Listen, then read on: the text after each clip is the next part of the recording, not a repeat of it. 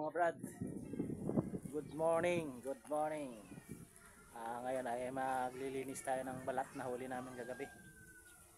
Hindi tayo nakaayos ng pamalat kasi yan, tinik tayo ng tinik tayo ng isda na manampurok, parang gatasan. Manampurok tawag na ito sa amin. Yan, medyo paga pa. At yun, maglinis muna tayo, brad. Okay. At yun na nga, umpisa na ng linisan para madala sa kabilang isla at mapirahan. Kahit na pahirapan, basta may pangbili ng panglaman sa tiyan.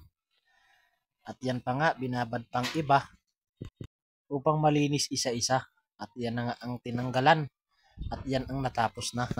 Sigurado na ang pera at malaki ang buka ng palad ni Mrs.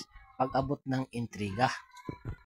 Binoise over ko na lang pala kasi ang kasama namin ay maingay pa.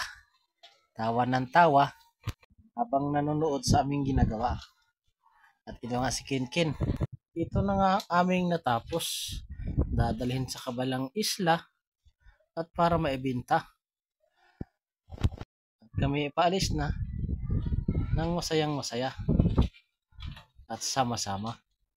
2,000 years later. At ito na nga kami mga brad. At natapos na rin kami sa pag-deliver. Pauwi na kami sa aming isla. At salamat sa Diyos at may biyaya na naman. Salamat po sa inyong panonood. Thank you for watching mga brad. God bless.